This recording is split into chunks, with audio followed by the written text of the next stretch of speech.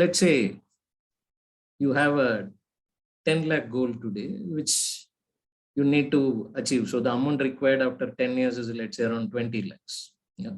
This is your goal, specific goal, right? I need 20 lakhs in 10 years time. Now, based on your risk appetite, conservative or moderate or aggressive, this is the SIP amount you need to invest to achieve your goal. And if this is the lump sum amount you have to achieve a goal. I'm just trying to explain the process through this example. Yeah.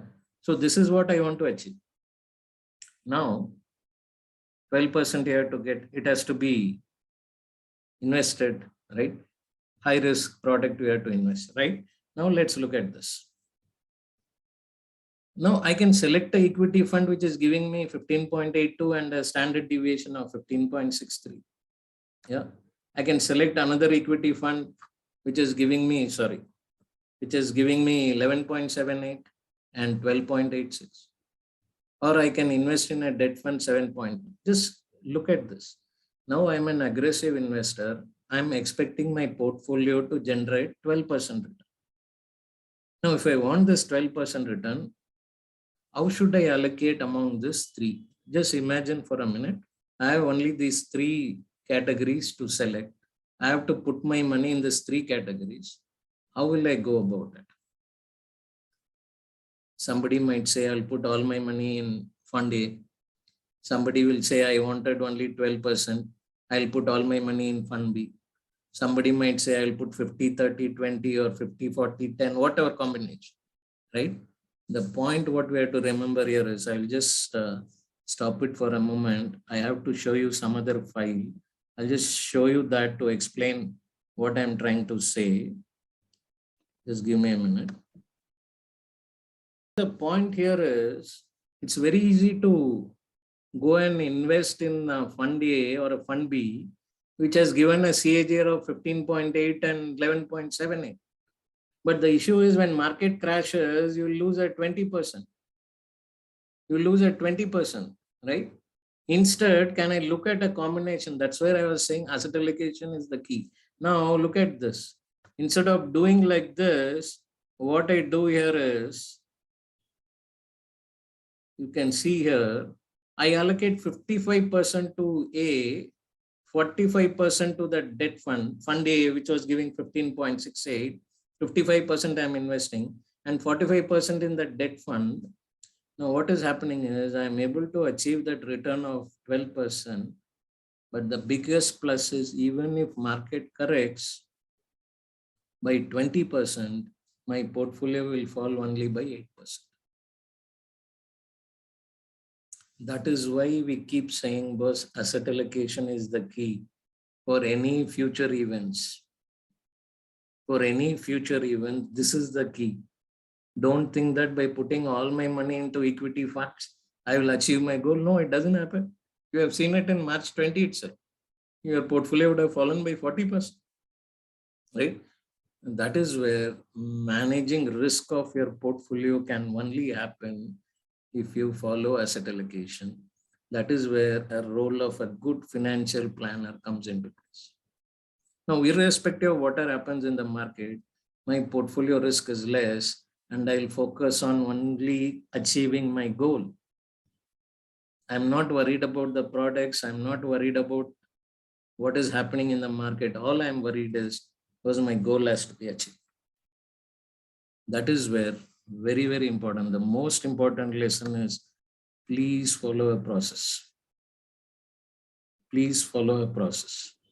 There is no other important lesson than that, right? This is where we stopped here. Just give me a minute again.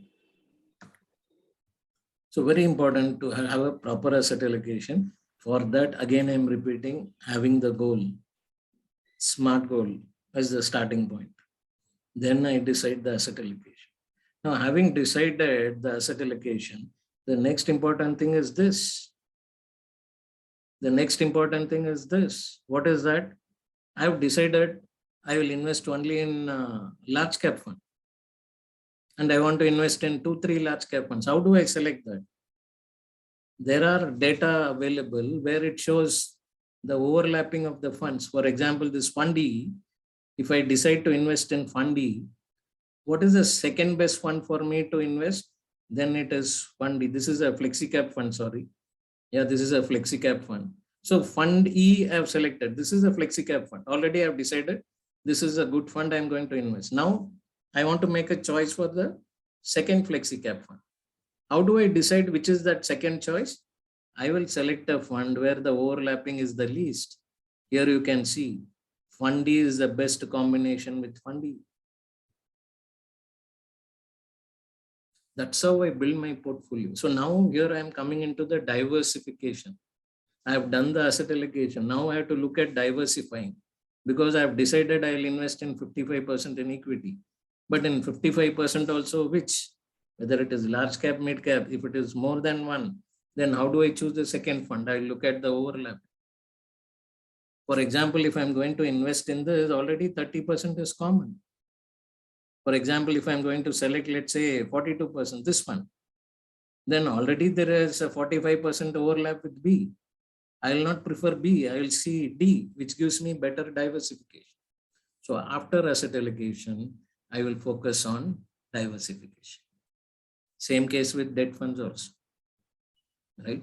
So the next important step after asset allocation is your diversification, which we have to do. So when I build a portfolio, I will have as a core portfolio and satellite portfolio. Satellite portfolio is basically your tactical asset allocation. Markets will give you opportunities. That time I will do a tactical asset allocation. Remaining period, my investments will be in core portfolio. This core portfolio or all this large cap fund, flexi cap fund, index fund, all that will be always be a part of my portfolio. Small cap or mid cap, I'll see the opportunity, get in, get out. Sector funds, I'll see the opportunity, get in, get out. Same way. Long-term bond funds are tactical calls. I'll invest only when interest rates are at peak. I know it is going to fall. That's a tactical call. So 5 to 10% of my portfolio will be a tactical allocation. 80 to 90% will be in my core portfolio. This is how I build portfolio, and that is how it can prevent you. I will not say prevent you, at least it will reduce your risk going forward. Risk is inherent in all our investments, be it debt or equity. So the whole idea of building your portfolio should be is, boss, how do I reduce it and get my expected return? That's why we say optimization, right? This is something which you have to follow. As I said, lessons could be anything. So the basic lesson is don't panic. But most important lesson is, do you have a process in place? If something happens, be it in market or in life, that process is what you have to focus. And that is what we are talking now. The process is simple. Be clear what you are investing for. So that has to be a smart goal. Then what? I have to do proper asset allocation based on my risk appetite. Risk appetite is what? My ability and willingness. I should have, somebody will have ability. They may have a lot of money, but they may not be willing to take risk. Those guys should actually take some risk. Somebody may not have the ability, he might have the willingness. We have to reduce risk for him. Just because he says he's willing, no. As an investor, I should be clear. I might be willing to take risk, but if I don't have the ability, I have to reduce my risk. Very important. Once you have done that, then the asset allocation. I showed you the difference, right? My entire downfall will come down to 8%. The downside risk is protected and able to achieve my goal of 12%. And this is an ongoing process, and that is where your rebalancing is an important point, which I mentioned here. Yeah. Where is that? One second. Yeah, rebalancing. Rebalancing of portfolio is an ongoing process. What is rebalancing? One asset class has gone up, you have to book profit and put it in debt. And when market corrects, again, I bring back them. In fact, earlier program also, I think we have done that Excel file and showed it to you. I don't want to take more time here. Yeah. So the point, what I'm saying is, these are the things which you have to do, rebalancing. And the last but not the least is, I just want to show how the asset classes have performed. You can see here, right, from 2012 onwards. Some year mid-cap has given the best performance, right? Gold has given negative if you see 2013. Then in 2020, 21, gold has again 20 at least gold has done well, right? So this will keep repeating. We will not prepare this chart until 22 now, right? So you will find somebody is leading the pack. Absolutely, I don't have any control. That's where I still keep repeating, because the process is simple. If you are able to overcome your biases, your behavioral aspect, and follow a process, because you will succeed in your investments and life. Because process is what will prevent you from accidents. Process will prevent you from accidents. Otherwise, you'll be dependent purely on luck and God. Investments are not about that. That's where I said, in my process, these bitcoins will never come. Cryptocurrencies will never come. Yes, people would have made a lot of money. It's like lottery, right? Somebody would be lucky in lottery. Lottery, at least your risk is limited. Whatever tickets amount you bought, it is fine. But whereas in cryptocurrency, you may lose the entire thing because you will put all that money also again. So it can't be, right? So don't use derivatives to make a quick money. All that are not part of a process. Yes, you want to try it, keep some money. I'm not saying don't take exposure to it. Keep some money which you can afford to lose, and then go ahead and do it. Yeah. So I will end this presentation by saying that, boss, just keep this in mind. This is the process I want you to follow. The important lesson from all these market crashes is, boss, my portfolio will get hit. My investments will get hit.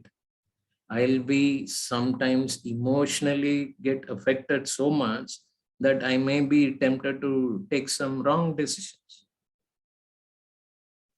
How to overcome all this is following a process.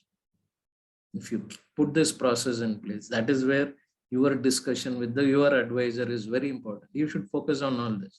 You have to be very clear to him, but this is my goal. This is my risk appetite. What is the asset allocation you are suggesting? Then every year try to rebalance your portfolio, because that expected return will keep changing. We have seen that, right? Sensex giving 75%, minus 50%, minus 25.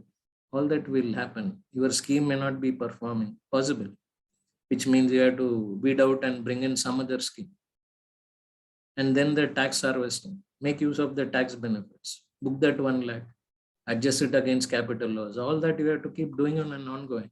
So that is the process I want you to behave. And last but not the least, how do you behave both on a bullish and bearish phase is going to be the key factor. Your behavior is the key factor.